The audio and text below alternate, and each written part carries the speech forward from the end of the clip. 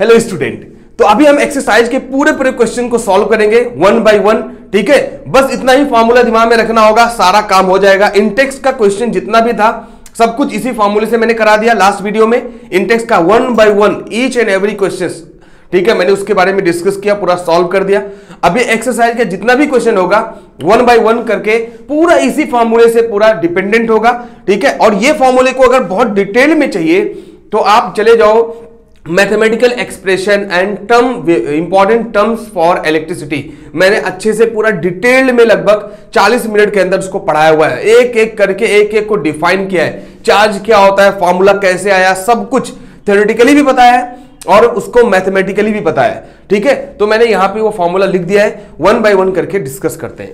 तो एक बार रिमाइंड कर देते हैं भाई, ये देखो जरा जो है Q is equal to I T, Q is equal to number of electron, charge is nothing but number of electron, V is equal to I R, Ohm's law आपने पढ़ा था, V is equal to W upon Q, what is potential difference.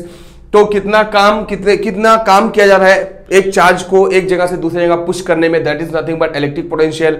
तो W is equal to Q into V हो जाएगा, and W is nothing but work. और work क्या है भाई, इलेक्ट्रिकल वर्क, या इसी को हम लोग हीट भी बोलते हैं, कोई दिक्कत नहीं है। Q की जगह पर IT लिख दो तो VIT बन जाएगा। ठीक है, V के जगह पर IR लिख दो तो I स्क्वायर RT हो जाएगा, I के जगह पर V बाई आर रख दो तो V square by R into T हो जाएगा। उसके बाद मैंने बताया था भाई कि वर्क डन क्या होता है, तो ये जो वर्क होता है वो पावर जो होता है, व्हाट इज पावर, तो व्हाट इज पावर, तो पावर जो होता है मैंने ये बात बताया था कि वर्क डिवाइड बाई टाइम होता है, कितना काम कितने टाइम में हो रहा है, दैट इज कॉल्ड पावर। तो rate of work is called power. तो अब बताओ वर्क बराबर पावर इंटू टी हो जाएगा। अब यहां पे क्या है भाई, या फिर पावर बराबर क्या हो जाएगा, वर्क डिवाइड बाय टाइम। तो यहां पे वर्क को डिवाइड बाय टाइम से डिवाइड कर दो, तो जो भी वर्क है QV डिवाइड बाय टी, तो ये भी वर्क बन जाएगा। IT VIT divide by T, तो ये VI बन जाएगा। तो ये फॉर्मूला बन जाएगा VI, सब टी हटा दो यहां का वर्क का, तो ये पावर का फॉर्मूला बन जाएगा। उसके बाद मैंने बोला था भाई रेजिस्टेंस किन चीजों पे डिपेंड करता है, तो लेंथ पे डिपेंड करता है, एरिया पे डिपेंड करता है। तो उसको क्या है भाई, यहाँ पे एक कांस्टेंट आता है जिसको हम लोग रेजिस्टिविटी बोलते हैं। रेजिस्टिविटी क्या होता है मैंने बताया था बहुत डिटेल में। उसके बाद यहाँ पे रेजिस्टिविटी क्या निकलेगा, ये फॉर्मूला निकल जाएगा। अगर रेजिस्टेंस को क्या है भाई सीरीज में कंबाइन कर दिया जाए तो रेजिस्टेंस बढ़ जाता है और वहां पे करंट सेम होती है, तो ये इसको हम लोग बोलते हैं सीरीज कॉम्बिनेशन। ठीक है, अगर रेजिस्टेंस मतलब भाई बल्ब ले लिया जाए, फैन ले लिया जाए, सब ये सब रेजिस्टेंस है। अगर मान लो उनको पैरेलली कंबाइन कर दिया जाए तो उनका जो फॉर्मूला मिलता है वो 1/R1 plus 1/R2 plus 1/R3 करके सब पैरेलली फॉर्मूला मिल जाता है। तो इस तरीके से हमने पूरा डिटेल में बताया कि रेजिस्टेंस पैरेलल में कम हो जाता है और सीरीज में रेजिस्टेंस बढ़ जाता है। तो सारा चीजें डिटेल्ड में पूरा डिस्कस मैंने किया हुआ है। ठीक है, तो चलिए क्वेश्चन नंबर 1 आपके बुक में पेज नंबर 221 221 में जाओगे। अब एक्सरसाइज का क्वेश्चन नंबर 1 है, a piece of wire of resistance R is cut into, ठीक है, वन बाय वन करके सॉल्व करते हैं, कुछ भी टेंशन नहीं है। एक रेजिस्टेंस एक वायर है जिसका रेजिस्टेंस क्या है भाई R है। ठीक है, एक कोई वायर है, क्वेश्चन नंबर 1 पेज नंबर चले जाओ भाई 221 पेज नंबर। ठीक है, एक कोई वायर है जिसका रेजिस्टेंस R है। ठीक है भाई, एक कोई वायर है, इसका रेजिस्टेंस R है, is cut into 5 equal parts. इसको 5 पार्ट में बांट दो, 1 2 3 4 5 पार्ट में, इक्वल पार्ट में बांट दो। तो 5 इक्वल पार्ट में बांट दो बेटा, तो ये हो जाएगा R/5, फिर R/5, फिर R/5, फिर R/5, फिर R/5। 5 बराबर पार्ट में बांटना मतलब क्या भाई, हमारे पास R था और उसको 5 पार्ट में बराबर बांटना है, तो 5 divide by 5 divide by 5 divide by 5। ठीक है, इक्वल पार्ट में 5 बांट दिया इसको, तो R को 5 इक्वल पार्ट में बांट दिया। जोड़ोगे फिर से क्या मिलेगा भाई, ये R ही मिलेगा। ठीक है, अब क्या बोल रहा है, these part then connected in parallel. अब इनको क्या कर दिया गया, पैरेलली कनेक्ट कर दिया गया। तो इनको फिर कट करके अब पैरेलली कनेक्ट कर दिया गया। तो देखो ये वाला, फिर ये वाला, फिर ये वाला, फिर ये वाला, फिर ये वाला, इनको पैरेलली कनेक्ट कर दिया गया बेटा। ठीक है, ये R/5 है, फिर ये R/5 है, ऐसे पैरेलली कनेक्ट कर दिया गया। ठीक है, मैं जल्दी से इसे बना दे रहा हूं। तो ये पैरेलली कनेक्ट कर दिया गया। ओके, रेजिस्टेंस को रेजिस्टेंस की तरह चाहे वो तो बना सकते हो आप यार, मैं समझाने के लिए बता रहा हूं। इनको पैरेलली कनेक्ट कर दिया गया, सब R/5 है। तो क्या बोल रहा है, तो जो इक्विवेलेंट रेजिस्टेंस होगा वो R' है। तो जब इनको कनेक्ट किया गया तो जो रेजिस्टेंस निकला इक्विवेलेंट रेजिस्टेंस, मतलब जो नेट मिलेगा इनको जोड़ने के बाद, उसका नाम R' है।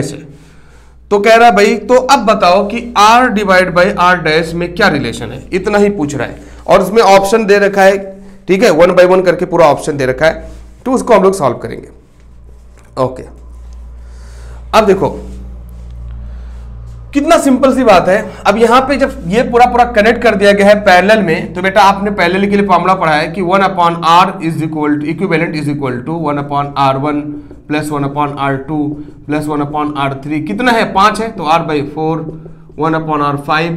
अब यहाँ पे क्या करो भाई, 1 अपॉन R1 मतलब भाई यहाँ पे के लिए क्या ले गया, R बाई 5, तो R by 5 plus 1 upon R by 5 plus 1 upon R by 5 plus 1 upon R by 5 plus 1 upon R by 5। ठीक है, बहुत सिंपल होता है, इस तरीके से करना, इसको डरना नहीं, इसको देख करके ऐसा कैसे है। ठीक है, अब देखो कोई भी चीज एक जैसी है, मैं आपको सिंपल कई तरीके से बताया जा सकता है। चाहो तो ये 5 कभी भी बेटा ऐसे लिखा रहे 1 अपॉन R डिवाइड बाई 5, तो कभी भी ये ऊपर चला जाएगा, हमेशा ये वाला ऊपर चला जाता है, तो ये 5 डिवाइड बाई R हो जाता है। ठीक है, तो अब अगर देखा जाए तो इसको हम लोग लिख सकते हैं 5 divide by R plus 5 divide by R plus 5 divide by R plus 5 divide by R plus 5 divide by R। ठीक है, ये तीनों पांचों जुड़ गए। अब देखो सेम चीज हर जगह लिखी हुई है, तो 1 बार 2 बार 3 बार 4 बार 5 बार, तो 5 टाइम्स वही सेम चीज लिखी हुई है, तो 5 कर देंगे। या फिर R आपका एलसीएम हो गया और सब नीचे का सब कुछ सेम है, तो ऊपर वाला जुड़ जाता है, तो 5 प्लस 5 प्लस 5 प्लस 5 प्लस 5। ठीक है, ये देखो ना 25 हो जाएगा, तो ये हो जाएगा 1 upon R dash is equal to 25 25 divide by R। ये R डैश का नाम दिया है इसने R इक्विवेलेंट का नाम R डैश दिया है। अब आपको पूछ क्या रहा है भाई, कह रहा है R divide by R dash, तो मैं इसको यहां पे ले आऊं, देखो ना इसको क्रॉस मल्टीप्लाई कर दो, तो बेटा 25 R dash is equal to R, देखो इसको इससे मल्टीप्लाई किया, इसको इससे, तो आपको पूछा क्या है R divide by R dash, तो 25 is equal to R divide by R dash, तो R अपॉन R डैश क्या हो गया भाई 25। देखो कहीं आंसर आ रहा है, हाँ ऑप्शन नंबर डी में दिख रहा है भाई, तुम साफ दिख रहा है, उसको कर लेना। ठीक है, क्लियर हो गया। अब उसके बाद बताओ प्लीज, ऐसे क्वेश्चंस बहुत काफी इंपॉर्टेंट है भाई, कुछ दम नहीं है, 1 बाई 1 मैं पूरा डिस्कस कर रहा हूं। ठीक है, ओके मिटाता हूं। उसके बाद नेक्स्ट क्वेश्चन नंबर 2, एक 1 बाई 1 डिस्कस करेंगे यार, पूरा बात समझ में आ जाएगा, टेंशन मत लो। Which of the following term does not represent electrical power in circuit? तो कह रहा है भाई कौन सा ऐसा है जो इलेक्ट्रिकल पावर सर्किट में बताता नहीं है। तो यहाँ पे ऑप्शन नंबर क्वेश्चन नंबर 2 का ऑप्शन नंबर 1 दे रखा है I स्क्वायर R, उसके बाद I R स्क्वायर, उसके बाद रखा है VI और देखा है V स्क्वायर अपॉन R। अब बोल रहा है बेटा, इसमें बोल रहा है कि कौन सा इसमें है जो पावर को रिप्रेजेंट नहीं कर रहा है। अब देखो पावर के फॉर्मूले में जाएंगे, I स्क्वायर R ये वाला फॉर्मूला है भाई, I R स्क्वायर नहीं है, VI P is equal to VI बिल्कुल है भाई है, और V स्क्वायर अपॉन R भी हो जाएगा कि नहीं, P होगा। देखो वर्क डन, ये क्या होगा, टाइम हटा दो, वर्क डन का टाइम हटा दो तो क्या हो जाएगा, वर्क डन बन जाता है, सॉरी पावर बन जाता है। तो ये वर्क डन होता है V square divide by R into T, तो T हटा देंगे तो V स्क्वायर अपॉन R। मैंने डिटेल में सब कुछ बताया, तो ये भी है बेटा, ये सिर्फ नहीं है, तो याद रखना ऑप्शन नंबर जो B है वो कभी भी पावर का फॉर्मूला नहीं हो सकता है। ओके खत्म। ठीक है, next question number 3, direct formula वो तो देखा था, फॉर्मूला आप जाके देखोगे चेक करोगे समझ में आ जाएगा। क्वेश्चन नंबर 3 क्या देखा भाई, an electric bulb is rated 220 volt. ठीक है, क्वेश्चन नंबर 3, एक इलेक्ट्रिक बल्ब है जो 220 वोल्ट का है और उसका जो पावर है ये वोल्ट दे रखा है। ठीक है, 220 वोल्ट का है और इसका जो पावर दे रखा है, पावर वो दे रखा है 100 वॉट का। मतलब देखो पहले जो पीला वाला बल्ब होता था ना, 100 वॉट का बल्ब ज्यादातर घरों में इस्तेमाल किया जाता था, वो है समझ लो। 220 वोल्ट आपके घरों में आती है और 100 वाट का बल्ब लगा हुआ है। उसके बाद क्या बोल रहा है, अगर इसी बल्ब के पावर को, ये मान लो V1 है ये P1 है, तो कह रहा है इसी बल्ब के पावर को, वोल्ट को अगर 110 वोल्ट कर दिया जाए तो बेटा पावर में क्या फर्क पड़ेगा, तो पावर क्या बन जाएगा। तो कह रहा है जो न्यू पावर होगा वो पावर कितना हो जाएगा, सिर्फ इतना ही बताना है। तो देखो अब आपको सीधा बात कि देखना पड़ेगा कि भाई ये पावर बोला नया पावर क्या होगा, तो पावर 2 लिख दिया जाए। ऐसे क्वेश्चन को करने के लिए पहले ये देखना पड़ेगा कि पावर और वोल्टेज का क्या रिलेशन होता है और कौन सा ऐसा फॉर्मूला है। तो देखो आपने फॉर्मूला पढ़ा है पावर और वोल्टेज का, P is equal to VI, लेकिन करंट यहां पे नहीं दे रखा है, लेकिन बल्ब एक है बेटा, यहां पे याद रखना बल्ब जो है वो सेम है, बल्ब जो है सेम है तो जो रेजिस्टेंस होगा वो सेम होगा, तो रेजिस्टेंस जो होगा वो सेम होगा, याद रखना। तो कोई ऐसा फॉर्मूला लो जिसके अंदर रेजिस्टेंस, पावर और वोल्ट आता हो। रेजिस्टेंस, पावर और वोल्ट, देखो बेटा ये है power, power is equal to आपने फॉर्मूला पढ़ा है P is equal to V square by R. Resistance तो सेम है चूंकि सेम बल्ब है, तो P अगर देखा जाए ये सेम बल्ब है तो ये तो हटा दिया जाए। तो अगर 1 में बोलूंगा, ऐसा कैसे आपके हिसाब से कैसे क्या करना चाहिए, देखो पहले अगर मैं P1 ले लूंगा तो ये V1 square divide by are हो जाएगा, R1 और R1 R दो एक ही है। दूसरा अगर मैं P2 ले लूंगा तो ये हो जाएगा V2 square divide by R, ठीक है। क्यों मैं R क्यों लिख रहा हूं, R2 क्यों लिख रहा हूं, क्योंकि रेजिस्टेंस सेम है। अब मैं दोनों को डिवाइड कर दूं, ये बहुत आपके तरीके से बता रहा हूं, बाद में आपको डायरेक्ट आइडिया हो जाएगा यार, फटाफट चुटकियों में क्वेश्चन करोगे, ठीक है। तो अगर मैं P1 अपॉन P2 अगर मैं डिवाइड कर दूं P1 अपॉन P2 तो कैसे किया जाता है, मैं इसलिए कर रहा हूं क्योंकि आगे हर क्वेश्चन में ये सब काम आने वाला है, डिवाइड करने का तरीका। तो मैं क्या काम करूंगा भाई, V1 square divide by R divide by V2 square divide by R. तो आप सोचोगे इसको कैसे सॉल्व किया जाए, सर पाओ डिवाइड पे डिवाइड है, कुछ नहीं बेटा, ये वाले को इधर लेके आया करो और ये वाले को इधर लेके आया करो, हमेशा ये तरीका दिमाग में रखो तो कभी भी दिक्कत नहीं होगा। अब देखो V1 स्क्वायर से R मल्टीप्लाई हो गया इधर आकर, और यहां पे R से V2 स्क्वायर मल्टीप्लाई हो गया, R कट जाएगा बेटा, ये बचेगा V1 square divide by V2 square. तो मैं आपको समझाने के लिए इतना पूरा बता रहा हूं। तो आपको P1 अपॉन P2 जो मिल गया, P1 अपॉन P2 जो मिल गया वो V1 अपॉन V2, ठीक है, V1 अपॉन V2 का होल स्क्वायर, देखो ये भी स्क्वायर ये भी स्क्वायर। तो ये एक फार्मूला मिल गया, अगर रेजिस्टेंस सेम हो तो पावर का क्या रिलेशन हो, समझाने के लिए मैंने बता दिया, ठीक है। अब आपको P1 भी दे रखा है, P2 नहीं दे रखा है, V1 दे रखा है, V2 भी दे रखा है, आराम से निकल जाएगा। हालांकि आप चाहते तो डायरेक्ट फार्मूला मिल जाता, ये तो मैंने आपको निकाल के दिखाया। अभी अगर जरूरत पड़ेगा तो डायरेक्ट P का V से क्या रिलेशन है, तो देखना डायरेक्ट प्रोपोर्शनल है, तो ये 1 होगा तो ये भी 1 होगा, ये 2 होगा तो ये भी 2 हो जाएगा, तो डायरेक्ट मिल जाता है ऐसे, ठीक है। तो अभी आपको समझाने के लिए पूरा मैंने डिटेल में बता दिया। तो यहां पे आओ भाई, P1 upon P2 is equal to V1 upon V2 का होल स्क्वायर भी लिख सकता हूं, मर्जी ना, देखो यार इसका भी स्क्वायर इसका स्क्वायर तो होल स्क्वायर बन जाएगा। अब यहां पे P1 कितना दे रखा है बेटा, 100 वाट, 100 ले लिया। P2 निकालना है, V1 कितना दे रखा है, देखो 220, V2 कितना दे रखा है, देखो 110, इसका स्क्वायर कर दो। कभी भी इसको स्क्वायर करके नहीं, सीधा सीधा देखो, ये एक जीरो कट गया, 11 को 2 से मल्टीप्लाई करेंगे, 11 2 जा 22, तो अब ये हो जाएगा, इसको इधर सॉल्व कर दे रहा हूं, तो 100 divide by P2 is equal to 2 का 80 बचेगा, 2 डिवाइड बाई 1, देखो ना यार कट गया। अरे भाई 110 का डबल 20 होता है, तो डबल कर दिया तो डबल आंसर आ गया, तो इसका स्क्वायर 4 हो जाएगा। तो 100 divide by P2 is equal to 4, तो बेटा P2 कितना हो जाएगा, तो इसको देखो क्रॉस मल्टीप्लाई करते थे आप लोग बचपन में, याद है, ये 100 इंटू P4, समझाने के लिए बता रहा हूं ये। तो ये 100 is equal to 4 into P2, और आपको P2 चाहिए तो इधर मैं कर दे रहा हूं, तो P2 जो चाहिए तो क्या हो जाएगा, 100 डिवाइड बाई 4, ये मल्टीप्लाई है बेटा, तो 100 डिवाइड बाई 4। अब 100 को 4 भाग में बांटोगे, 4 पार्ट में बांटोगे तो 25 आएगा ना भाई, 25, तो P2 आ गया 25 वाट का, देखो कौन सा आंसर है। तो इस समझाने के लिए इतना बड़ा सा मैंने बताया है, ठीक है। और अगर आप डायरेक्ट करना चाहोगे तो सीधा सीधा फॉर्मूला लेंगे और वो सिंपल तरीके से हो जाएगा, ठीक है। तो ये सब बता, ये सब मैं इसलिए बताया क्योंकि ऐसे क्या होगा, डिवाइड पे डिवाइड करना हो तो आपको टेंशन नहीं रहेगा कैसे किया जाएगा रियल में पूरा, ठीक है। 1 मार्क से हट नहीं सकता है। ये हो गया भाई, क्वेश्चन नंबर 3 हो गया, आगे बढ़ो, ठीक है। काफी ज्यादा इंटरेस्टिंग क्वेश्चंस है, लेकिन जब तक अगर आपको ये फार्मूले में आप माहिर नहीं रहोगे तब तक ये नहीं हो पाएगा, ठीक है।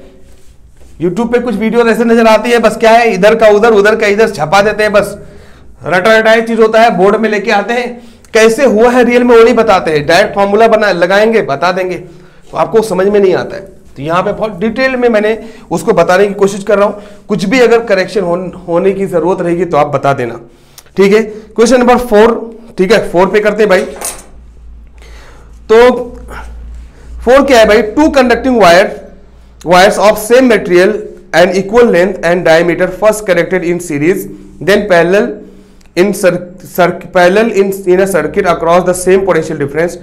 The ratio of heat produced in series and parallel combination. तो सीरीज और पैरेलल कॉम्बिनेशन का रेशियो बताना है, और 2 रजिस्टर जिनका सेम सब कुछ है, लेंथ है, सब कुछ सेम है, उनको क्या काम किया जाता है भाई, उनको कनेक्ट कर दिया जा रहा है, ठीक है।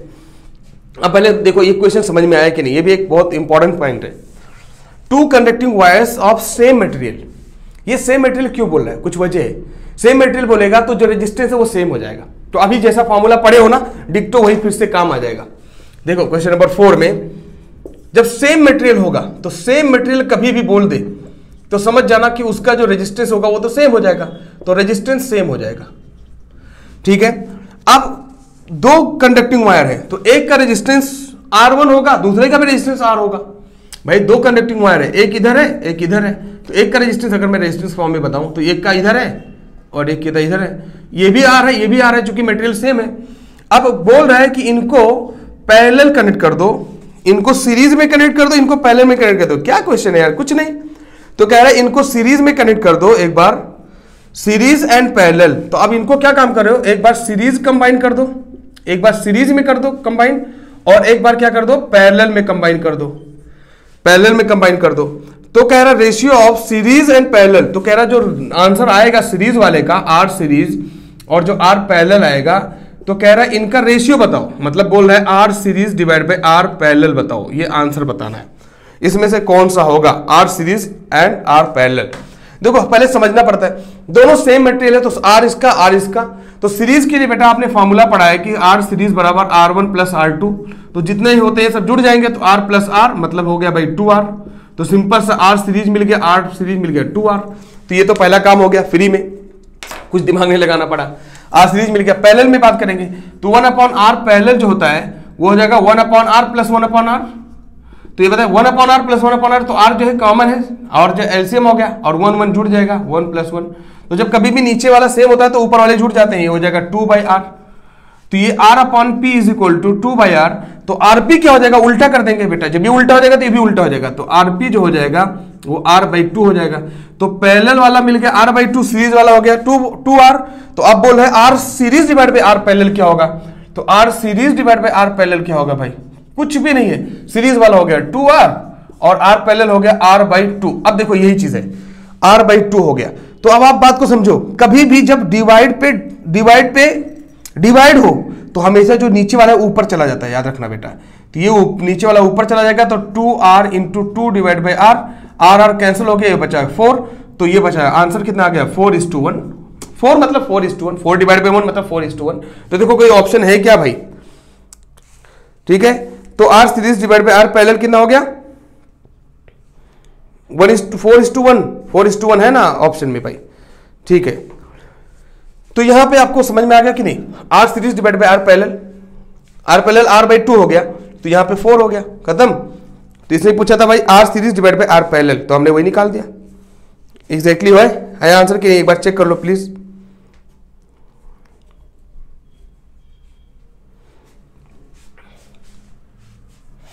ओके, तो यहां पे R series divide by R series को हमने लिया 2R और R पैरेलल को लिया R/2, तो ये 4 हो गया, तो ये 4:1 हो गया। तो 4:1 ही है, लेकिन आंसर में चेक करो प्लीज इसका क्या है भाई, ठीक है। क्योंकि कुछ लोग क्या है, इसको कहीं अगर मान लो कुछ गलती हो गई कि 1:4 अगर करेंगे, क्योंकि 1:4 4:1 दोनों ऑप्शन में दे रखा है, तो प्लीज चेक कर लेना, ये इसका राइट आंसर है, आपके सामने है सब कुछ, कुछ उसमें गलती नहीं है। ओके, हाँ R parallel divide by R series बोलता तब उल्टा हो जाता, तो ये R series divide by R parallel ही बोला है, ठीक है। तो वही होने वाला है, कुछ भी आंसर नहीं बदलेगा। ओके, हाँ एक बात और है, इस क्वेश्चन के अंदर दे रखा है the ratio of heat produce in series and parallel combination. Ratio of heat पूछा है, देखो वही में बोला ना। तो अब यहां पर R series divide by R parallel मिल गया, ओके, इसमें कोई डाउट नहीं है। अब रेशियो ऑफ हीट बोला है, तो हीट का रेजिस्टेंस से क्या लेना देना होता है, अब ये बयान देखना पड़ेगा भाई, हीट का रेजिस्टेंस से क्या लेना देना होता है। तो देखो ये जो हीट हमारा जो पावर है, पावर क्या होता है, उल्टा होता है। देखो ना, पावर जो होता है रेजिस्टेंस के उल्टा होता है, रेजिस्टेंस जब बढ़ेगा तो पावर घटेगा, उल्टा होता है। तो कभी भी अगर पावर का अगर मैं रेजिस्टेंस बोलूंगा, पावर का अगर रेशियो बोलूंगा, power of series divide by power of resistance, ये पूछा हुआ है। Power of series divide by power of parallel, power of series divide by power of parallel, तो हमेशा पलट जाएगा। क्यों? क्योंकि आपने इधर देखा कि जो पावर होता है वो रेजिस्टेंस का उल्टा होता है, तो जो सीरीज बोलोगे तो ये पलट जाएगा। तो P series divide bye P parallel उल्टा हो जाएगा, 1:4 हो जाएगा। बात समझ में आया? तो ये आंसर आ जाएगा अगर पावर की बात करेगा। तो हीट या पावर जो हमारा वो रेजिस्टेंस के इनवर्सली प्रोपोर्शनल होता है, मतलब उल्टा होता है। ठीक है, इसलिए आंसर आ जाएगा। ठीक है, क्लियर हो गया भाई? ओके, क्वेश्चन नंबर 4 खत्म। समझना जरूरी है, समझ गए तो कुछ भी टेंशन नहीं। क्वेश्चन नंबर 4, 5 पे आ जाए।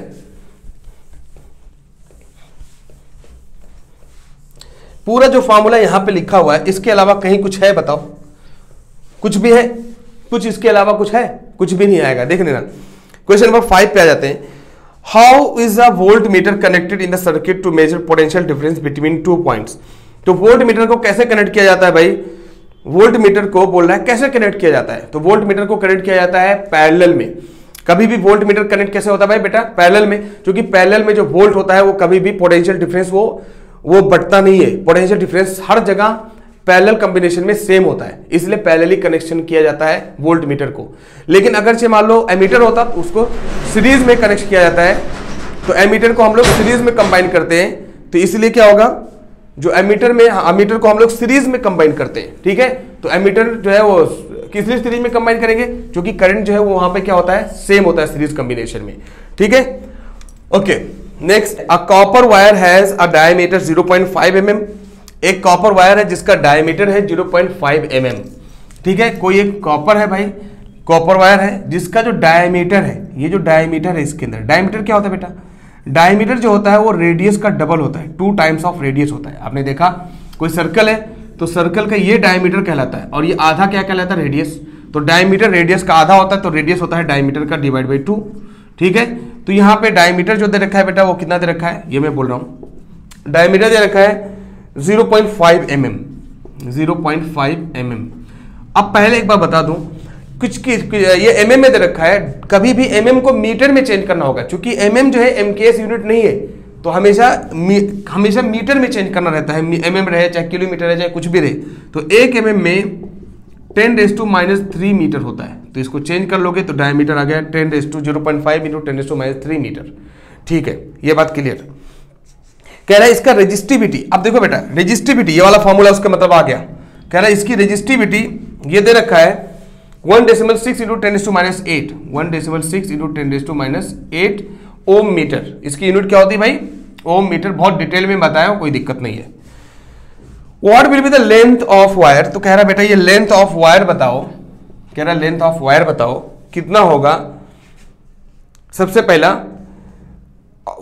फॉर रेजिस्टेंस 10 ओम, तो कह रहा है लेंथ ऑफ वायर बताओ 10 ओम रेजिस्टेंस के लिए। सबसे पहला क्वेश्चन ये हो गया। अब एक बात बताओ, आपको एरिया देखो लेंथ दे रखा है, ओके भाई, तो फॉर्मूला आप पहले बता दूं। फॉर्मूला कौन सा? देखो ये गिवन डेटा हो गया, फॉर्मूला कौन सा लगाएंगे? तो फॉर्मूला आपने पढ़ा हुआ है, आपके सामने है कि रो बराबर होता है RA/L। रो मतलब resistivity is equal to RA/L। अब बताओ यहां पे लेंथ पूछा है, तो लेंथ क्या हो जाएगा बेटा? RA/ρ। ठीक है, तो R तो यहां पे डायरेक्ट दे रखा है, R डायरेक्ट दे रखा है। ठीक है, R मिल गया। रेजिस्टिविटी दे रखा है, और एरिया कैसे मिलेगा? सवाल ये है। तो कोई भी जो वायर होता है ऐसे रहेगा रॉड की तरह, तो ये बोल रहा है इसका एरिया कितना होगा? डायमीटर दे रखा है, तो एरिया कितना होता है? तो बेटा कभी भी सर्कल का एरिया आपने 10th में पढ़ाई है, आपने जो पढ़ रहे हो मैथ्स में भाई, सर्कल का एरिया, तो एरिया ऑफ सर्कल, तो सर्कल एरिया ऑफ सर्कल आपने जो पढ़ा है वो है πr²। ठीक है, πr² बोलो, या πr की जगह पर क्या मैं रख दूं? Divide by 2। r की जगह पर डायमीटर डिवाइड बाई 2 रख दूं, डायमीटर डिवाइड बाई 2, तो ये हो जाएगा क्या भाई? पाई और d² डिवाइड बाई 4। बात समझ में आया ना? तो ये अब कभी भी आप ऐसे भी रख सकते हो कि डायमीटर एरिया क्या होता है? π/4 d²। तब कभी भी चाहे ये बोलो चाहे कभी भी ये बोलो, सब एक ही बात है। तो एरिया ऑफ सर्कल क्या होता है? π/4 d² या πr², दोनों एक ही बात है। मैंने आपको डिटेल में बता दिया ताकि आपको टेंशन ना रहे। तो यहां पे पहले एरिया निकाल लेंगे भाई, तो एरिया कितना निकल जाएगा? π/4 और d² मतलब डायमीटर दे रखा है 0.5 × 10⁻³ का होल स्क्वायर, तो ये हो जाएगा π/4, वैसे पड़ा रहेगा, और 0.5 का स्क्वायर करोगे तो 0.5 ऐसे आ जाएगा, 0.5 × 0.5, और 10⁻³ है और उसका स्क्वायर है। तो कभी ये मत समझ लेना कि इसको क्या हो जाएगा 10⁻³ फिर 10⁻³ तो कितना हो जाएगा 10⁻6 हो जाएगा, या इसको इससे मल्टीप्लाई कर दो 10⁻6 हो जाएगा। ठीक है, तो ये हो जाएगा, ये एरिया मिल जाएगा यहाँ पर। ठीक है। अब उसके बाद एरिया यहां पे निकलेगा, यहां पे उठा के रखोगे। अब देखो थोड़ा सा कैलकुलेशन लेंदी है इसका, लेंदी मतलब बहुत ज्यादा डिफिकल्ट नहीं है, मतलब आसान है। तो यहां पे एरिया मिल गया भाई, एरिया। तो एरिया आपको लेंथ क्या हो जाएगा, डायरेक्ट फॉर्मूले के अंदर रखेंगे। आर की जगह पर 10 रखेंगे, देखो दे रखा है आर की जगह पर, ये 10 दे रखा है, तो आर की जगह पर यहाँ पे 10 ले लिया। और एरिया की जगह पर π/4, उसके बाद 0.5 इंटू 0.5 इंटू 0.5 इंटू 10⁻⁻⁶ ये ले लिया, डिवाइड बाई एल ले लिया। लेंथ कितना है भाई, लेंथ तो निकालना है, लेंथ तो निकालना ही है। रेजिस्टिविटी दे दिया देखो 1.6 इंटू 10⁻⁸, ठीक है, इसलिए दे रखा है। तो अगर आप इसको सॉल्व करेंगे बेटा, तो यहां पे देखो ये 10⁻⁶ है, तो ऊपर कट जाएगा, तो 10⁻⁶ ये ऊपर चला जाएगा, बहुत आसानी से सॉल्व हो जाएगा। देखो ये पहले 10 जो है 0.5 को 5 बना देगा, कभी भी 10 को मल्टीप्लाई करोगे 0.5 से तो ये 5 बन जाएगा, डेसिमल को उधर फेंक देता है। तो ये क्या कितना हो जाएगा, π/4 इंटू ये हो जाएगा 5 इंटू 0.5 इंटू 10⁻⁻⁶, और नीचे बचा है भाई 1.6 इंटू 10⁻⁸, ये बचा है। अब यहां पे देखो जब सेम सिमिलर होगा तो कट जाएगा, या फिर आप चाहो तो और आगे बढ़ा सकते हो, ठीक है। यहां पे 16 4 जा, तो ये कितना हो जाए 64, 6.4। तो यहां पे पाई की जगह पर 22/7 रखोगे। बेटा कभी भी इसको सॉल्व करने के लिए पहले क्या तरीका अपनाओगे कि सब कुछ वैसे रहने दो, मतलब पाई की value pi into 5 into 0.5 into 10⁻⁶, और इसको ऊपर ले जाओगे तो 10⁻+8 हो जाएगा। याद रखना कभी भी जो पावर है अगर माइनस रहेगा ऊपर जाएगा तो प्लस हो जाता है। उसके बाद यही 16 को 4 से करोगे तो 64 हो जाएगा, 6.4। अब ये देखो 8 में से 6 चला गया तो 2, तो यहां पे बचेगा पाई इंटू 5 इंटू 0.5 इंटू 10⁻² बचा, डिवाइड बाई 6.4 बचा। बेटा कभी भी ये चाहो तो ये वाला डेसिमल हटाओ और ये वाला डेसिमल हटाओ, हट सकता है, ये तरीका है। तो ये हो जाएगा पाई इंटू 5 देखो 5 जो 25 इंटू ये 100 हो जाएगा 100 डिवाइड बाई 64, ठीक है। अब देखो ये कितना हो जाएगा 2500 हो जाएगा, ये 3.14। अब इसको सॉल्व कर लोगे बेटा, इतना तो कर लोगे ना, अब इसको नहीं कर लोगे, इतना मैंने आप सॉल्व करके दे दिया।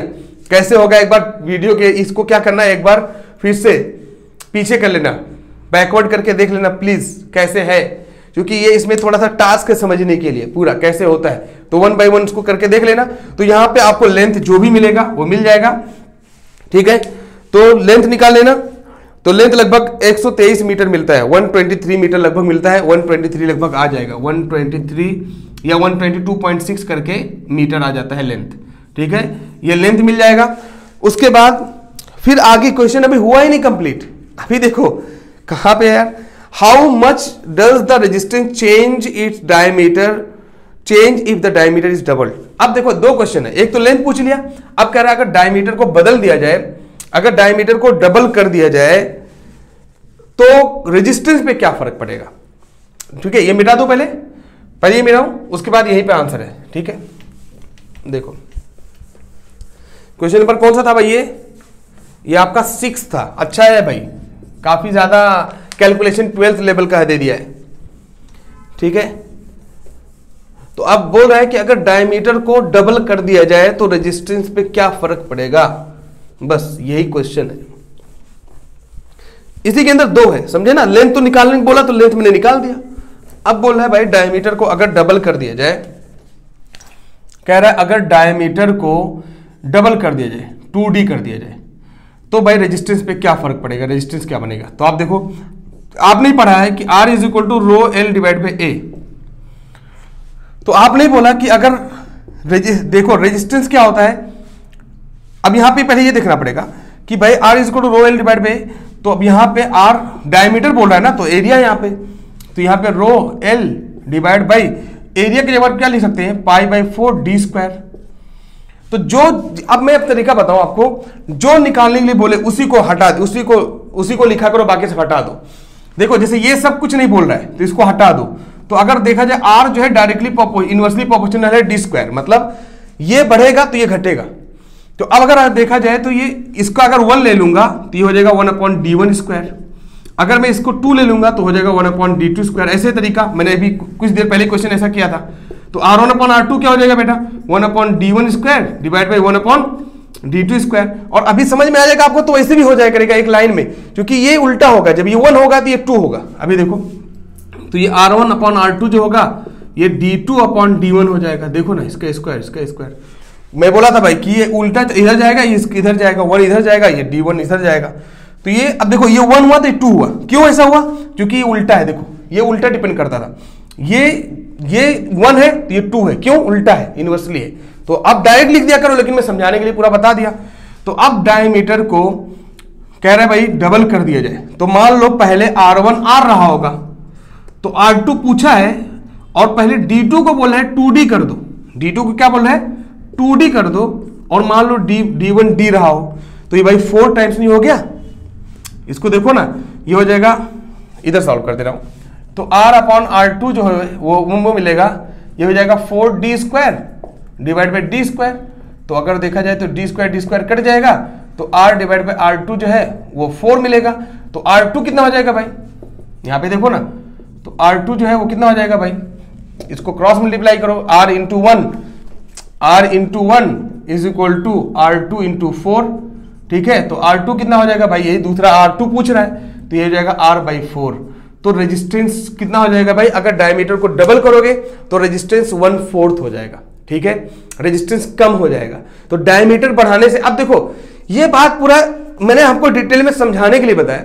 रियलिटी ये है कि एक बार में ही आप चाहते तो हो जाता भाई। यहाँ पे रेजिस्टेंस इनवर्सली प्रोपोर्शनल है एरिया के, तो एरिया होता है π/4d स्क्वायर। तो ये इतना लिखे होते, तो मैं बोलूंगा जब इसको डबल करोगे तो ये कितना हो जाएगा? 1/4 नहीं, इसको डबल करोगे तो डबल को स्क्वायर करोगे तो 4 नहीं हो जाएगा? 4d square.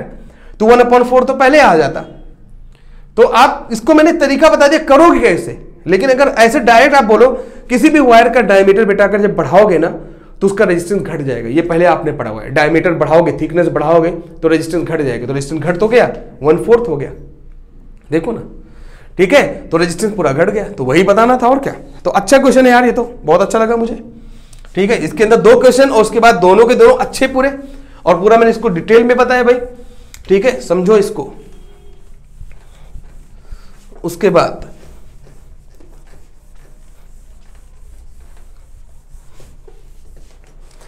ठीक है, 6th हो गया। अभी करते हैं भाई 7th।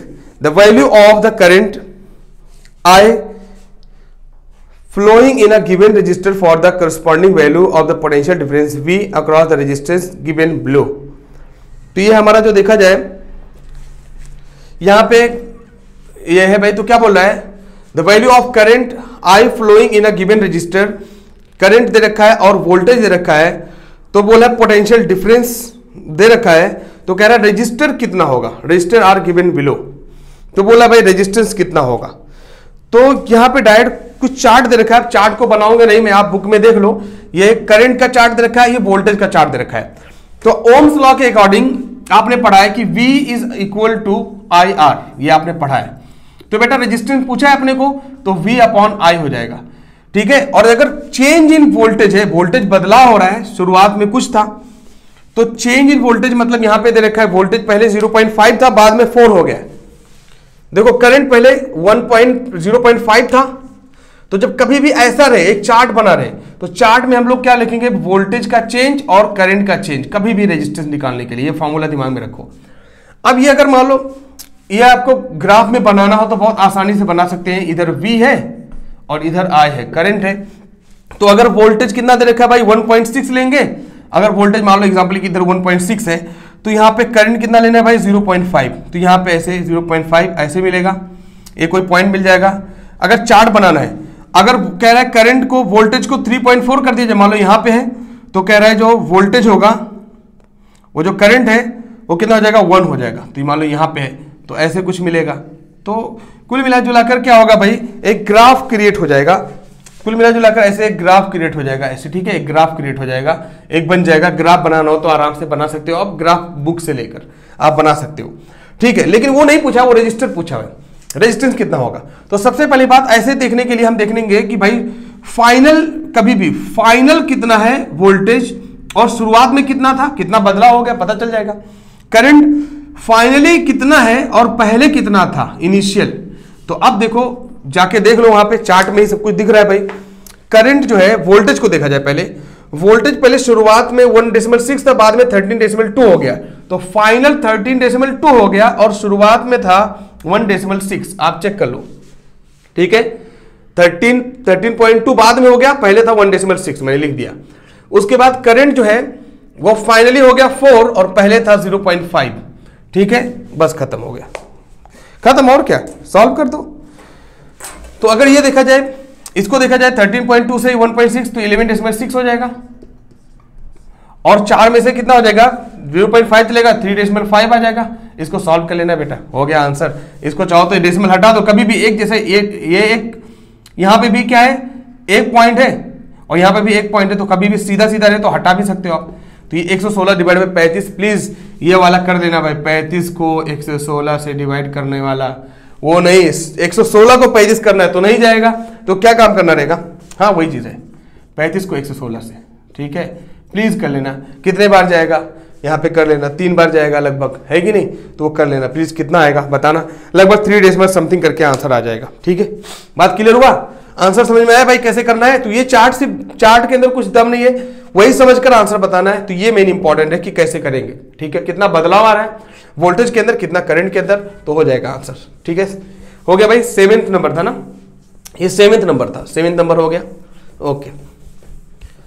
उसके बाद 8th पे आ जाए, क्वेश्चन नंबर 8।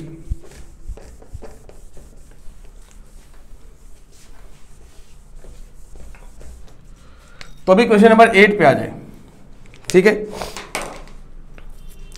अब 8 क्या है भाई, when a 12 volt battery is connected across an unknown resistor there is a current 2.5 milliampere in the circuit, find the value of resistor।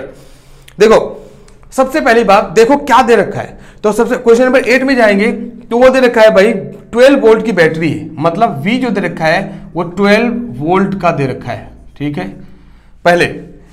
उसके बाद कनेक्टेड इन करंट, करंट दे रखा है I इज इक्वल टू, देखो कितना दे रखा है 2.5 milli ampere. बेटा इसको याद रखना, मिली का मतलब कभी भी 10⁻³ होता है, डिवाइड बाय 1000 होता है, तो ये हो जाएगा 2.5। कभी भी मिली लिखा रहे तो उसका मतलब 10⁻³ लिख दिया करो हमेशा, मिली का मतलब 10⁻³, कहीं किलो लिखा रहे उसका मतलब 1000 10⁻3, कहीं माइक्रो लिखा रहे तो 10⁻6, कहीं मेगा लिखा रहे तो 10⁻6, ठीक है। ये सब बहुत छोटी सी बात है, सेंटी लिखा रहे तो 10⁻², ठीक है। ये सब रटी रटाई चीज है, ठीक है, यह याद रखना। ये करंट मिल गया। उसके बाद क्या बोल रहा है भाई, कह रहे हो find the value of resistance. Simple सी बात है, रेजिस्टेंस पूछ रहा है, तो आप जानते हो V is equal to IR। कौन सा फॉर्मूला लगाओगे, देखो कौन सा फॉर्मूला लगाओगे भाई, V is equal to IR, ठीक है, Ohm's law, V is equal to IR।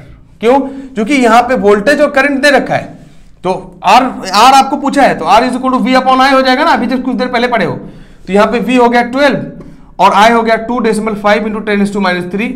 और बेटा कभी भी वो ऊपर जाएगा ना डेसिमल वाला, ये पावर वाला, तो प्लस हो जाता है, तो 12 डिवाइड बाई 2.5 इंटू 10⁻3 हो जाएगा।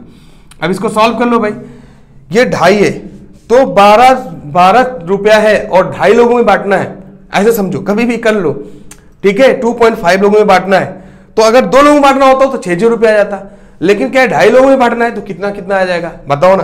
तो इस तरीके से कर लेंगे, लेकिन अगर आप चाहो तो यार सिंपल सा बात है, तो ये 12 डिवाइड बाई 24, तो ये क्या हो जाएगा भाई, चाहो तो ये पॉइंट हट जाएगा, देखो ये चाहो तो पॉइंट, और मैंने एक तरीका बताया, आपको एक आइडिया फिर से बता दे रहा हूँ कैसे मैं करूंगा, देखो बिना पेन चलाए, ये हो जाएगा 2.5, तो मैं 25 डिवाइड बाई 10 लिख सकता हूँ, याद रखना कभी भी पॉइंट हटाओगे तो ये एक पॉइंट है, पॉइंट के बाद अगर एक डिजिट है तो एक जीरो यहाँ पे बढ़ जाएगा, इंटू 10⁻3 मैंने ऐसा रहने दिया।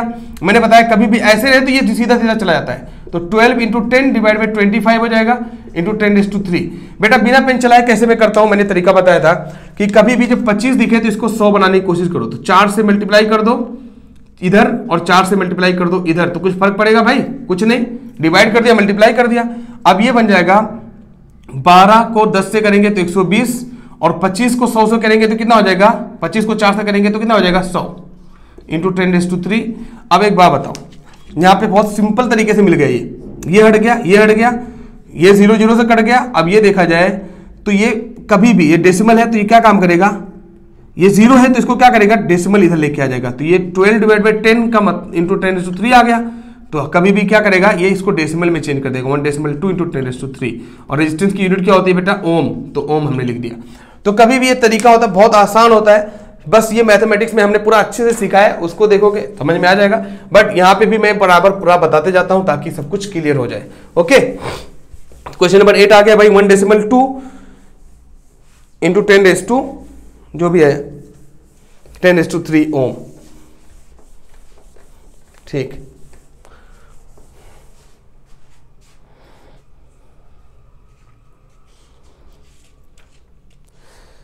उसके बाद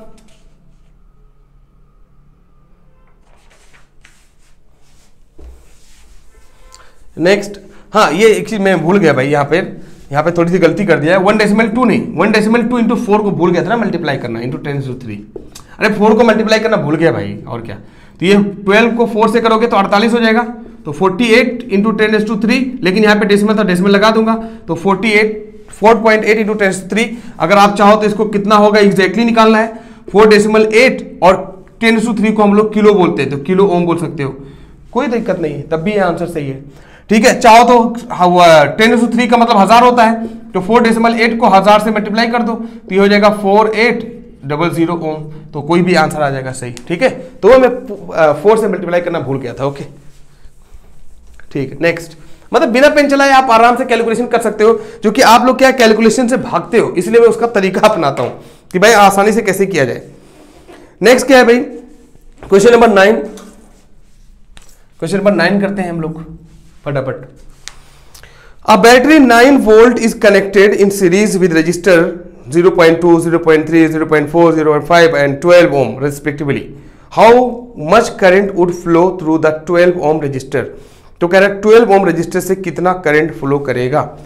ठीक है, सिंपल सा पूछा है भाई कि रेजिस्टेंस है, सबको सीरीज में कनेक्ट किया गया है और उसके अंदर जो है 12 ओम के लिए स्पेशली बताना है कि कितना करंट पास करेगा।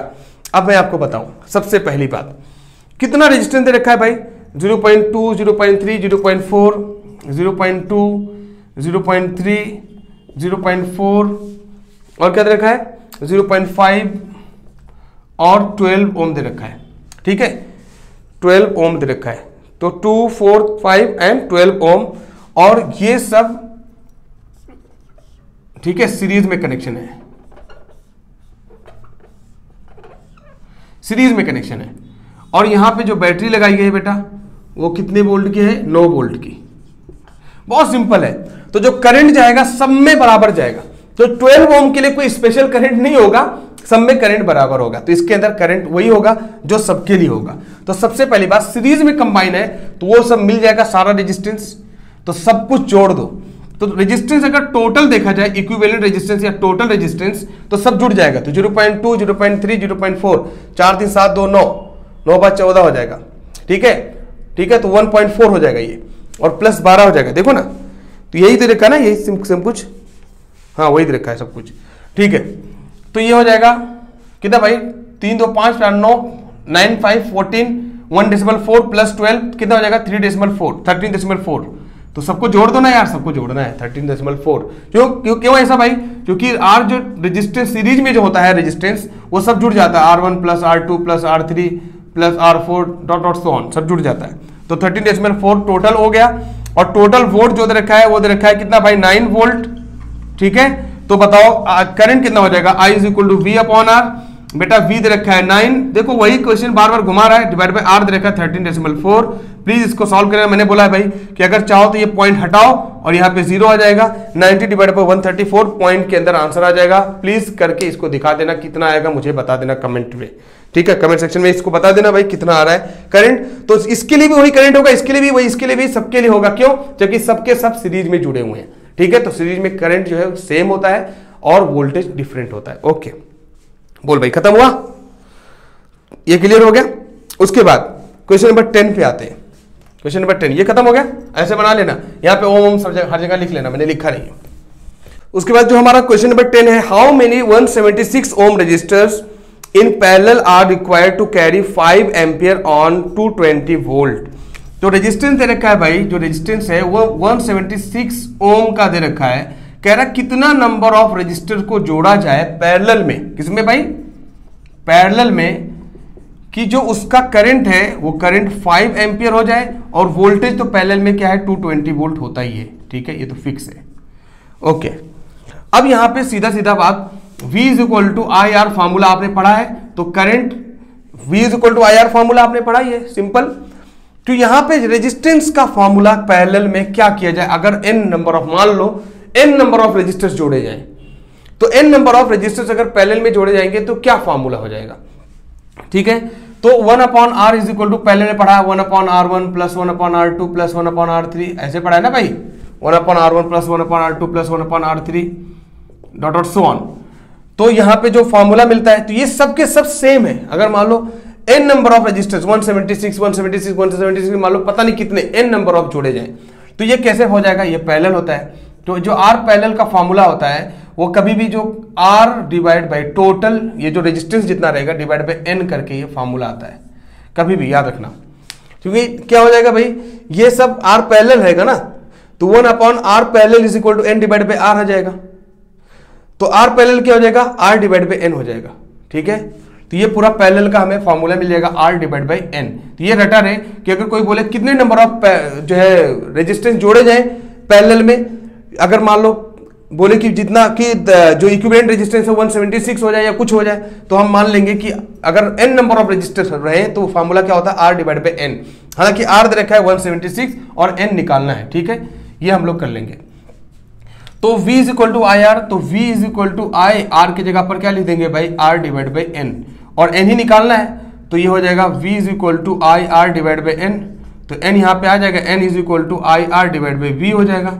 अब बताओ, I दे रखा है 5, अब यहां से n निकल जाएगा ना भाई, n नंबर निकल जाएगा, I दे रखा है 5, R मिल गया भाई आपका क्या, कितना 176, और डिवाइड बाई V दे रखा है 220 वोल्ट, खत्म, सॉल्व कर लो, ठीक है। तो इसको मल्टीप्लाई कर दो, डिवाइड बाई 220 कर दो, तो कितना मिलेगा, लगभग कर लो भाई जरा, ये कितना हो जाएगा 211, तो ये कितना हो जाएगा 2 8 जा 16, ये हो जाएगा 2 4 2 8 जा 16, देखो ना, फिर ये हो जाएगा 255 जा, तो ये हो जाएगा 244 जा, बात को समझो, 255 तो इसका आधा हो जाएगा। अब ये 5 11 जा, तो 11 44 11 4 जाती है, 4 आ जाएगा डायरेक्ट, तो n जो आ जाएगा n वो 4 नंबर ऑफ रेजिस्टेंस, यानी अगरचे आपको 5 एम्पीयर की करंट चाहिए तो 176 ओम के कितने पैरेलल रेजिस्टेंस जोड़े जाएं, तो 4 पैरेलल रेजिस्टेंस जोड़े जाएं, ये हो जाएगा फार्मूला, ठीक है, ये बात क्लियर हो गया।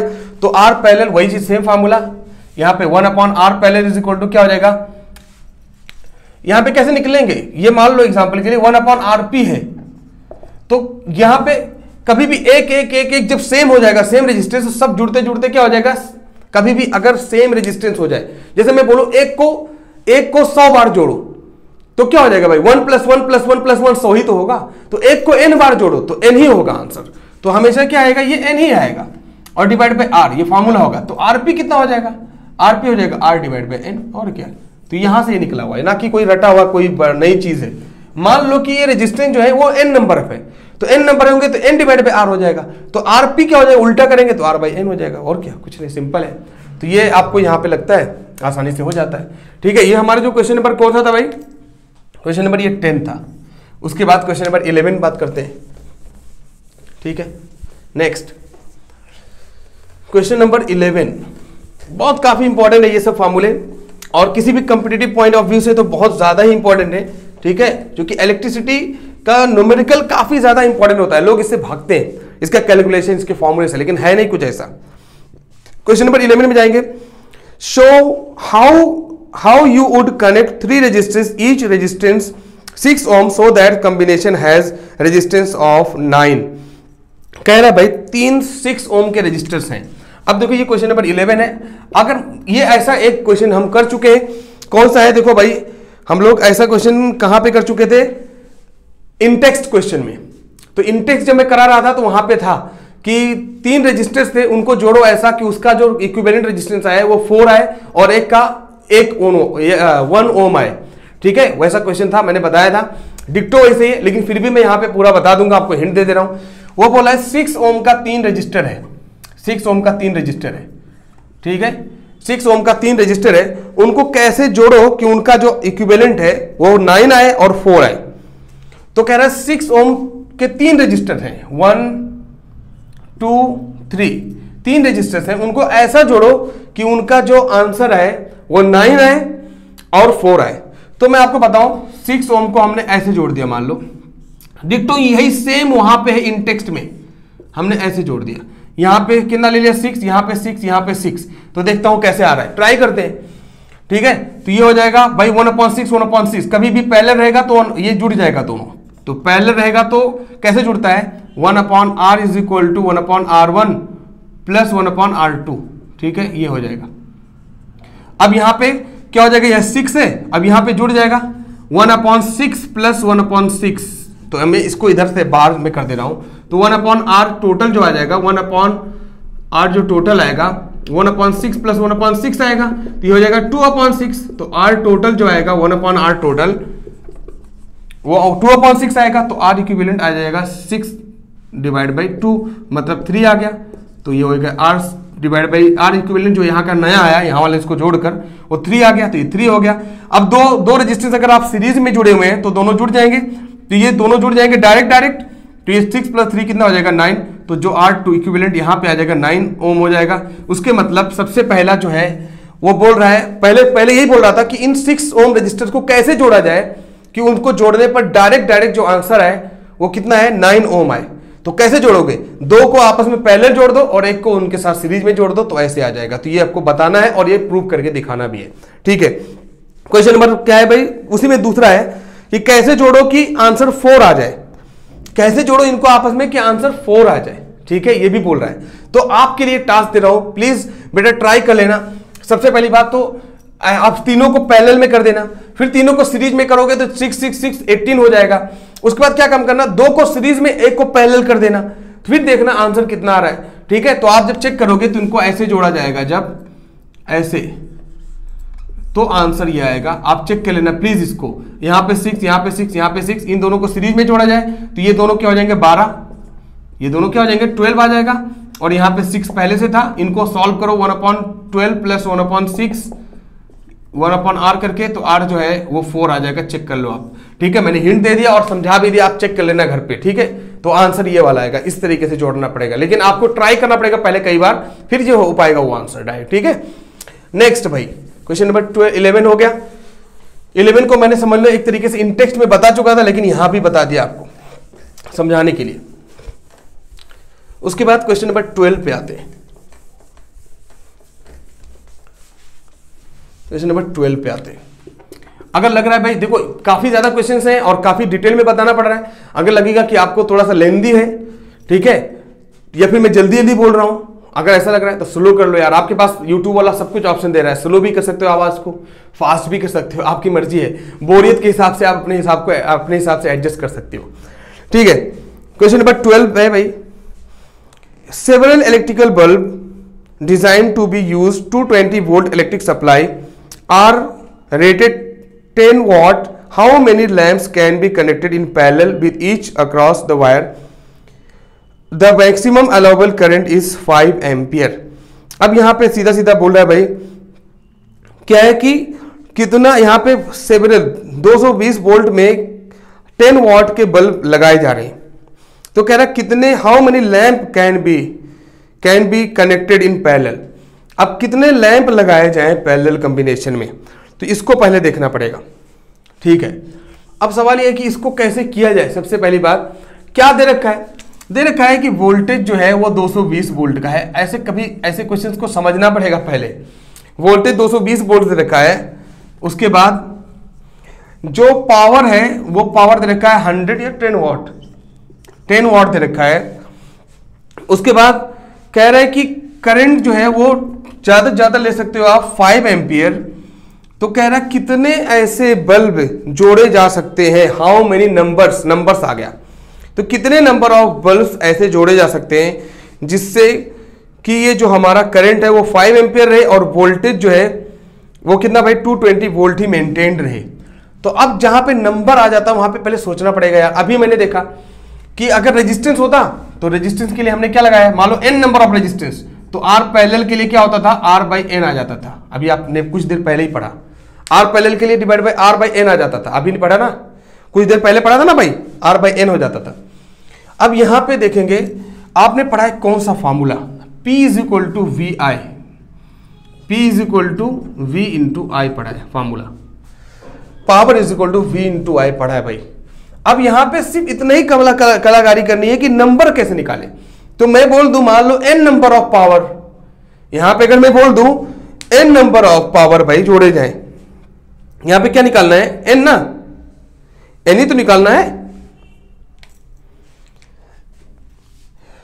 मैं बोल दूं ये पावर का फॉर्मूला होता है, तो अगर मैं बोलूं हो सकता है n नंबर ऑफ पावर को जोड़ा जाए अगर, क्योंकि यहां पे देखो या एक फॉर्मूला आपने पढ़ा है कि पावर जो है वो रेजिस्टेंस का उल्टा होता है।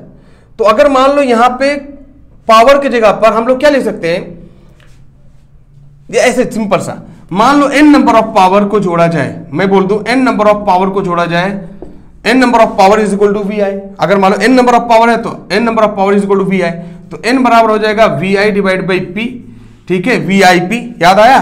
तो मैं तो बोल रहा हूं डायरेक्ट याद रखो, कभी भी ऐसा बोले कि कितने नंबर ऑफ पावर, कितने नंबर ऑफ लैंप जोड़े जाएंगे जिससे कि करंट और वोल्टेज मेंटेन रहे, ठीक है, तो कभी भी n is equal to V I P दिमाग में रखो, वी आई पी।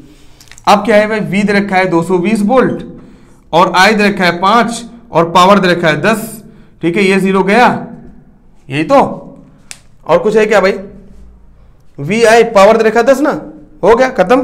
कितना आ गया आंसर, अरे भाई कितना हो जाएगा, 22 इंटू 5 कितना हो जाएगा 110, तो n आ गया 110। तो मैं तो बोल रहा हूं दूसरे तरीके से भी इसको समझा जा सकता है, दूसरे तरीके से बताऊंगा, ये पावर को रेजिस्टेंस से कनेक्ट करूंगा तब ये रियल में समझ में आएगा।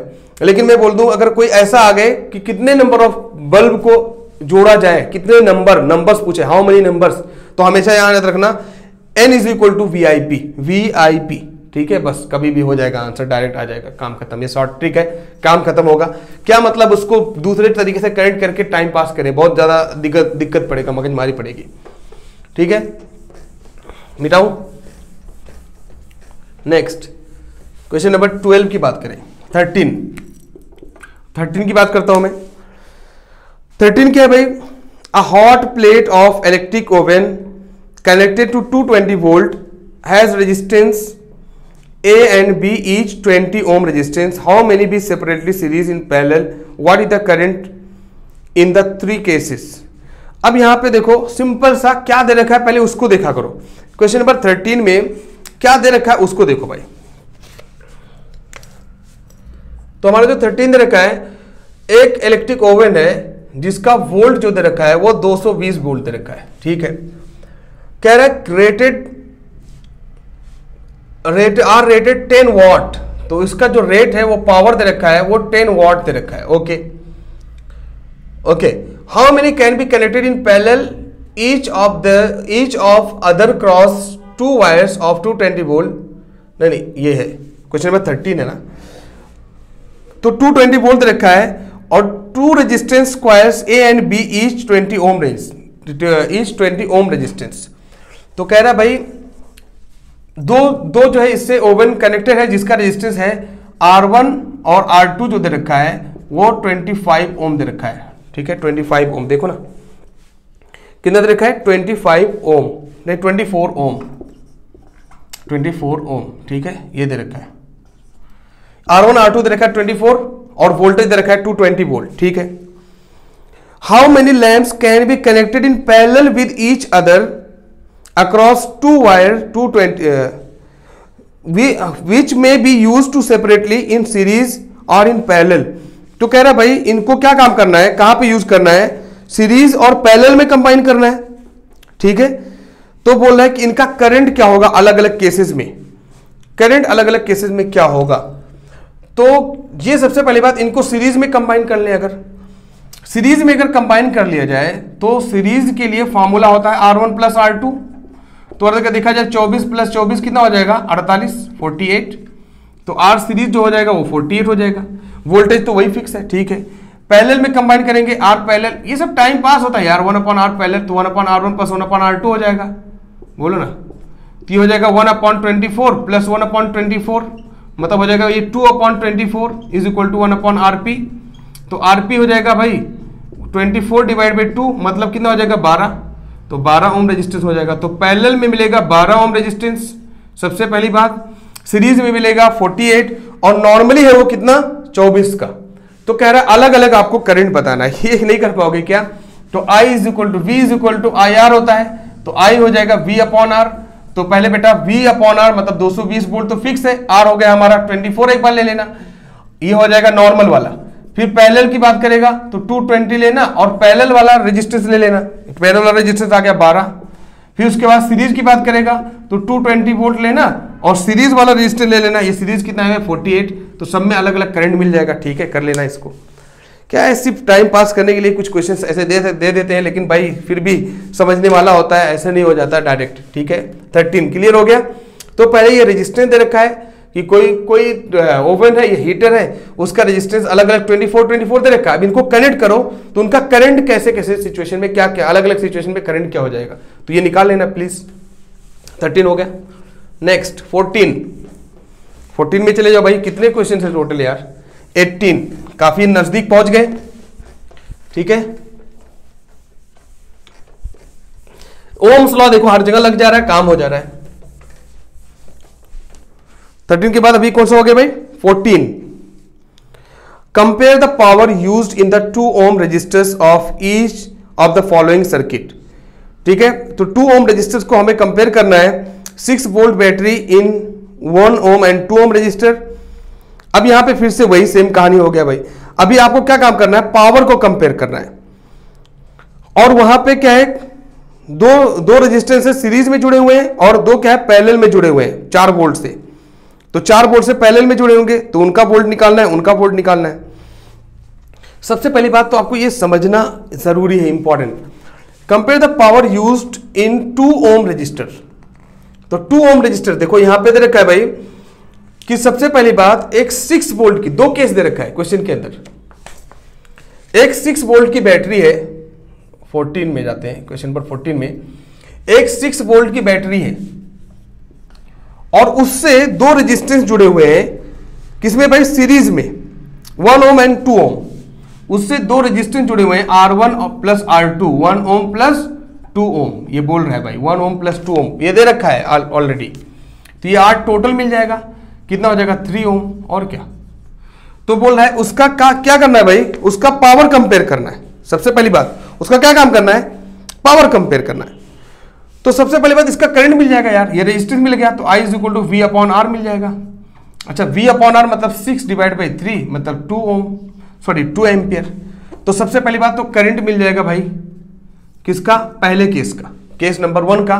सबसे पहला क्या हो जाएगा, करंट मिल जाएगा, करंट कितना है। अच्छा करंट मिल जाएगा तो उसका पावर कंपेयर करना है भाई। तो P is equal to I²R, देखो आपने पढ़ा है भाई, आपने पढ़ा है कि power is equal to I²R पढ़ा है। तो I तो मिल गया हमारा 2, तो 2 का स्क्वायर कर दो, और R बोल रहा है 2 ओम रेजिस्टेंस के लिए। देखो 2 ओम रेजिस्टेंस 6 वोल्ट बैटरी से एक ओम का रेजिस्टेंस है और एक दूसरा 2 ओम का रेजिस्टेंस जुड़ा हुआ है। तो कह रहा है 2 ओम रेजिस्टेंस का पावर बताना है। तो यहां पे भाई R 2 ले लेंगे 2 वाला, तो ये हो जाएगा 2 2 जा 4, 2 जा 8, तो ये हो जाएगा 4 इंटू 2 मतलब 8, और पावर की यूनिट होती है वाट, तो ये हो जाएगा P इज इक्वल टू 8 वाट। और क्या खत्म। उसके बाद अब क्या बोल रहा है कि 12 ओम और 2 ओम रेजिस्टेंस पैरेलल में जुड़ा हुआ है, और कितने वोल्ट बैटरी से भाई 4 वोल्ट बैटरी से। तो सेम क्वेश्चन है, लेकिन अब क्या कर दिया, देखो उसको मैंने जल्दीबाजी में थोड़ा पढ़ रहा हूं, आप सही से पढ़ लो इत्मीनान से, ठीक है, वो हो जाएगा, कुछ भी नहीं है, बस ये है फॉर्मूला यहीं पे लिखा हुआ है, यहीं से पूरा होने वाला है। अब क्या बोला, 4 वोल्ट की बैटरी है, 4 वोल्ट की बैटरी है और 2 रेजिस्टेंस है, कौन सा 12 और 12 एंड 2, 12 ओम एंड 2 ओम। लेकिन इनको हम क्या कर दिया, पैरेलली कंबाइन कर दिया। तो पहले देखो पैरेलली कंबाइन करेंगे तो 1/R is equal to 1/12 plus 1/2। Parallel combine में क्या होता है भाई, दोनों जुड़ जाएंगे, नीचे हो जाएंगे। तो अच्छा ये अगर मान लो ऐसे किया जाए, ये तरीका भी है कि नहीं, इस तरीके से भी कर सकते हो। या फिर एक बात बताओ, अच्छा क्या ये अच्छा तरीका है, क्योंकि ये सीरीज में किसमें पैरेलली कंबाइन किए गए हैं, तो यहां पे इसका एलसीएम देखा जाए भाई, तो ये कितना हो जाएगा 12, यहाँ पे 1 और 2 6 या 12, तो ये हो जाएगा कितना 7 डिवाइड बाई 12, तो ये हो जाएगा 1 upon R is equal to 7 divide by 12, तो R is equal to 12 divide by 7, तो ये रेजिस्टेंस आ गया और वोल्टेज दे रखा है, तो आपको P बताना है, तो P is equal to V square divide by R, है ना। तो यहां पे क्या बोल रहा है, पावर क्या होगा, तो इसका पावर कितना हो जाएगा, तो अभी यहां पे आप पहले क्या निकालना है भाई, V तो पहले से मालूम है नॉर्मली, तो यहां पे क्या देखा, रेशियो बताना है भाई, तो 2 ओम का यहां पे निकालना है सीधा सीधा। अगर चाहो देखा जाता तो यहां पे करने की जरूरत, ये फॉर्मूला लगाने की जरूरत ही नहीं थी। कैसे, देखो ये लगाने की जरूरत ही नहीं रहती थी। अरे भाई आपको पावर निकालना है, रेजिस्टेंस, तो हम टोटल रेजिस्टेंस क्यों जाए निकालने, पावर का फॉर्मूला होता है P is equal to V square divide by R, ठीक है। तो V दे रखा है 4 का square, 4 into 4 divide by R दे रखा है, 2 के लिए पूछ रहा था ना, तो क्यों जाता मगजमारी करने, 2 ओम के लिए डायरेक्ट पूछ रहा था, तो मैं डायरेक्ट ले लेता यार, तो 2 2 जा 4, 4 2 जा 8 ओम आ गया, 8 वॉट आ गया। तो अगर देखा जाए पावर 8 वॉट आ गया, तो मुझे नहीं लग रहा है कि इसको निकालने की अलग से स्पेशली जरूरत थी, ठीक है, मैं ध्यान नहीं दिया। आपको ये रेजिस्टेंस टोटल निकालने की जरूरत नहीं है, 8 वॉट आ गया पैरेलल में भी, क्योंकि पावर क्या है, V square divide by R formula होता है, और आर मतलब स्पेशली इसके लिए पूछा हुआ है, तो वोल्टेज तो सबके लिए सेम होगा। हाँ, अगर सीरीज के लिए आपको क्या करना था, आर is equal to R1 plus R2 आपने लिया था, ठीक है, सीरीज के लिए, क्योंकि सीरीज में क्या होता है, वोल्टेज अलग अलग हो जाएगा, तो टोटल वोल्टेज हमने निकाल लिया था, टोटल वोल्टेज रखा था, करंट टोटल निकाल लिया था, तो ये वाला फॉर्मूला निकाल दिया था भाई, I स्क्वायर R, क्योंकि करंट हमारे पास था, ठीक है। क्यों नहीं वोल्टेज लिया था, क्योंकि वोल्टेज सीरीज में क्या होता है, बढ़ जाता है, पैरेलल में तो वोल्टेज सब सेम होगा ना, तो हमने ले लिया, काम हो गया। तो अगर देखा जाए ये पैरेलल वाला हो गया और पहला वाला सीरीज वाला हो गया, तो दोनों के दोनों 8 आ गए, तो 8 डिवाइड बाई 8 कितना आ गया, आंसर कितना आएगा, 1 ही तो आएगा, तो उसके मतलब कुछ फर्क नहीं पड़ा, आंसर सेम ही आएगा। सॉरी, दोनों पैरेलल में चाहे जोड़ो चाहे सीरीज में, तो दोनों का दोनों 8 वॉट आ गया, तो 8 डिवाइड बाई 8 कितना हो जाएगा, 1 हो जाएगा, तो उसके मतलब जो रेशियो आएगा पैरेलल और सीरीज का कॉम्बिनेशन का, वो कितना आएगा भाई, 1 आएगा। तो इक्वेशन नंबर 14 हो गया, ठीक है। उसके बाद नेक्स्ट क्वेश्चन नंबर 15 की बात करो भाई, क्वेश्चन नंबर 15, तो 15 की बात करेंगे। 2 lamps, one rated 100 watt and 220 volt and others 60 watt and 220 volt are connected in parallel. Electric main supply. What current is drawn from the line if supply voltage is 220 volt? तो अभी क्या बोल रहा है भाई कि करंट कितना होगा। अब देखो पहले तो मैं इसके लिए हिंट दे दूं, पहले आपको करना कैसे है नॉर्मली 15 नंबर, ठीक है।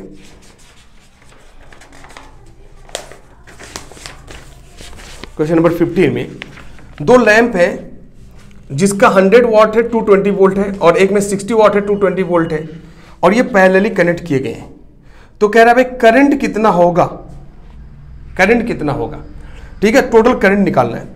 देखो 100 वॉट और 220 वोल्ट पहला कंडीशन, दूसरा दे रखा है 60 वॉट और 220 वोल्ट, ठीक है, ये दे रखा है कंडीशन नंबर 1, ये दे रखा है 1 और ये दे रखा है 2। तो कह रहे हैं टोटल करंट, इसके अंदर करंट कितना होगा I1 और इसके अंदर I2 करंट कितना होगा, टोटल करंट बोल रहा है। तो आपने फॉर्मूला क्या पढ़ा है, आपने पढ़ा है P इज इक्वल टू, कौन सा ऐसा फॉर्मूला है जिसके अंदर ये पावर, वोल्टेज और current P is equal to V I, कौन सा ऐसा फॉर्मूला पढ़ा है जिसके अंदर ये तीनों चीजें आती हैं भाई। तो power is equal to V I, तो I is equal to P upon V, नहीं पढ़ा भाई, ये पढ़ा है ना।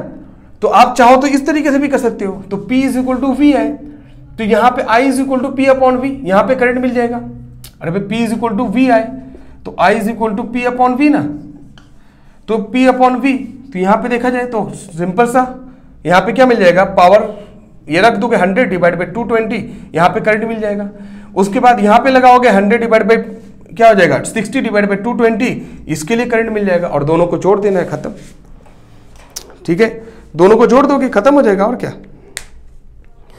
तो लेकिन यहाँ पे लैंप जो दे रखा है वो अलग अलग दे रखा है बेटा, ठीक है, तो यहाँ पे थोड़ा सा टास्क हो सकता है। देखो लैंप अगर अलग अलग दे रखा है तो आप सीधा सीधा इसका रेजिस्टेंस अलग होगा लैंप का, तो चाहो तो P is equal to V square divide by R formula लगा दो। तो पहले 100 वॉट का रेजिस्टेंस निकाल लो कितना है, तो रेजिस्टेंस जब निकल जाएगा तो यहाँ पे रेजिस्टेंस मिल जाएगा, तो V is equal to I R. यहाँ पे देखो ना, यहाँ पे रेजिस्टेंस मिल जाएगा अगर 100 वॉट का, तो V square divide by P हो मिल जाएगा। वी मालूम है 220, पावर दे रखा है, रेजिस्टेंस मिल जाएगा 100 वाट का कितना है, तो आप फार्मूला से V is equal to I R, ये करंट वाला फार्मूला होता है ओम्स लॉ, तो I is equal to V upon R। तो भाई V जो है पहले से दे रखा है और R रेजिस्टेंस मिल जाएगा तो करंट मिल जाएगा, चाहो तो ऐसे निकाल लो, मतलब अपनी मर्जी, दोनों ट्राई करके देख लो। एक तो यहां से फॉर्मूला करंट निकालो, इसके लिए स्पेशल, इसके लिए अलग निकालो, उसके बाद दोनों को जोड़ दो, करंट मिल जाएगा। अगर आंसर सही नहीं आ रहा है तो देखना कि अलग अलग लैंप है तो उनका रेजिस्टेंस अलग अलग होगा, तो पहले रेजिस्टेंस निकाल लो ये फॉर्मूले से, ये फॉर्मूले से पहले रेजिस्टेंस अलग निकाल लो 100 वाट का, फिर 60 वाट का रेजिस्टेंस निकाल लो। जब रेजिस्टेंस निकल जाएगा तो करंट फॉर्मूला है I is equal to V is equal to I R, तो I is equal to V upon R। तो अलग अलग क्या है भाई, करंट निकाल लोगे, 100 वाट के लिए अलग और क्या है भाई 60 वाट के लिए अलग करंट निकाल लेना, दोनों जोड़ देना। जैसा हो पाएगा वैसा करना। प्लीज इसको कमेंट सेक्शन में बताना कि आपसे हुआ कि नहीं हुआ तो फिर से आपको बता देंगे नेक्स्ट में। उसके बाद क्वेश्चन नंबर 16 है, ठीक है, थोड़ा सा तो फास्ट जाए ना यार, कुछ तो आप भी खुद करो, मैंने हिंट दे दिया कैसे करना है, ठीक है। क्वेश्चन नंबर 16 करो, तो 16 में आएंगे, which uses more energy 220 watt 250 watt television 1 hour और 1200 वाट टोस्टर इन 10 मिनट, ठीक है। तो कह रहा है भाई कौन ज्यादा एनर्जी लेगा, 250 वाट का ये या 1200 वाट का, एनर्जी कौन सबसे ज्यादा लेगा, ये सिंपल सी बात है, ठीक है। तो क्वेश्चन नंबर 16 में सीधा सीधा यही दे रखा है आपको कि अगरचे मान लो कह रहा है एक टेलीविजन है, एक टीवी है टेलीविजन, वो पावर है उसका 250 वोल्ट और उसका जो टाइम है वो 1 घंटे तक चल रहा है, और एक भाई आपके पास टोस्टर है और उसका जो है 1200 वाट है पावर, 1200 वाट है पावर, ठीक है, ये पावर दे रखा 1200 वाट, और वो जो टाइम है वो 10 मिनट तक चल रहा है, ठीक है। तो कौन ज्यादा एनर्जी लेगा, बहुत सिंपल तरीका है बताने का। आपने खुद पढ़ा हुआ है कि बेटा power is equal to work divide by time होता है, पावर होता है वर्क मतलब एनर्जी डिवाइड बाई टाइम, तो वर्क बराबर हो जाएगा पावर इंटू टाइम, खत्म, ठीक है। अब इसके लिए अलग पावर निकाल दोगे, देखो वर्क मतलब इसका एनर्जी, तो उसका एनर्जी हो जाएगा, पहले टीवी के लिए देख लो तो वर्क फॉर टीवी, तो power for TV into time, तो देख लो ये कितना हो जाएगा 250 इंटू, अगर टाइम को आवर में ले लें तो ये वही रहेगा, टाइम को अगर आवर में ले लें तो ये हो जाएगा 250, ठीक है, ये हो जाएगा वॉट आवर, ये हो जाएगा इसका टीवी का। अच्छा इसको भी टाइम को, तो यहाँ पे सेकंड है तो मिनट है तो आवर में चेंज करना पड़ेगा, तो डिवाइड बाई 60 कर दिया करो कभी भी, तो 10 डिवाइड बाई 60 कर दोगे तो ये आवर बन जाएगा, तो ये हो जाएगा 1 अपॉन, देखो ये 0 कट गया तो 1/6 आवर बन जाएगा, ठीक है। अब यहाँ पे फिर से वर्क बराबर पावर इंटू टाइम, पावर दे रखा है भाई 1200 और टाइम दे रखा है 1/6, तो 6 2 जा तो ये हो जाएगा 200, तो यहाँ पे 200 आ गया वॉट आवर। तो बताओ कौन ज्यादा एनर्जी लेगा भाई, ये लिया 250, ये 200, तो कौन ज्यादा लिया, टेलीविजन ज्यादा लिया। तो यहाँ पे देख लेना भाई टेलीविजन जो है वो ज्यादा एनर्जी ले रही है और टोस्टर कम ले रहा है। बहुत आसान है ये सब, पूरा फॉर्मूला एक दूसरे से डिपेंडेंट है, ठीक है, काम हो जाएगा। नेक्स्ट क्वेश्चन नंबर 17 अगर करा जाए, क्वेश्चन नंबर 17,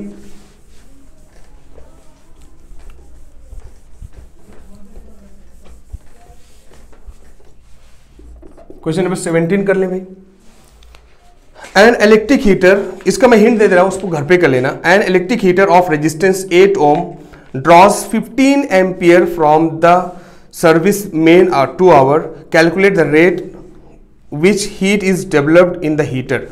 तो देखो सबसे पहली बात, एक कोई इलेक्ट्रिक हीटर है जिसका रेजिस्टेंस दे रखा है 8 ओम, कितना दे रखा है भाई 8 ओम, और उसका जो करंट है वो दे रखा है 15, करंट दे रखा है भाई 15 एम्पियर, ठीक है, और टाइम दे रखा है 2 घंटे तक चल रहा है, 2 घंटे तक इस्तेमाल किया जा रहा है, 2 आवर तक।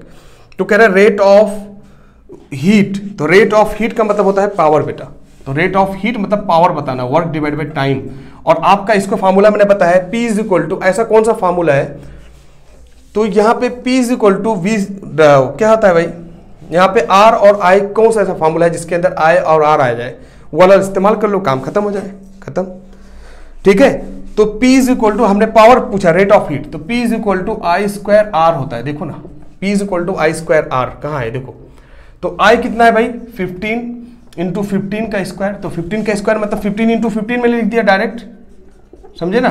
और R दे रखा है कितना 8, तो इसको सॉल्व कर लेना तो पावर मिल जाएगा बेटा। तो ये पावर कितना मिलेगा, इसको सॉल्व करके मुझे बता देना प्लीज।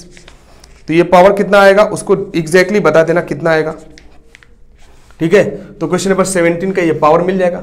तो डायरेक्ट दे रखा है, देखो रेजिस्टेंस दे रखा है, करंट दे रखा है, और आपको टाइम पूछा हुआ है, टाइम दे रखा है, तो टाइम का कोई यूज ही नहीं हुआ क्योंकि पावर में टाइम होता ही नहीं है। पावर में अगर देखा जाए, पावर में डिवाइड टाइम जो इसका है ये सब कट गया था, तो आई स्क्वायर आर डायरेक्ट हमने मल्टीप्लाई कर दिया, आंसर आ गया। ठीक है, P is equal to I square R. Clear, ये क्वेश्चन नंबर 17 हो गया। उसके बाद 18 पूरा ये थ्योरेटिकल क्वेश्चन है, इसको कर लेना। उसके बाद बाकी कुछ भी डाउट रहेगा उसको आप कमेंट सेक्शन में बताना, मैं उसको पूरा सॉल्व करूंगा, सारी चीज़ें बताऊंगा। Okay, thank you, good bye.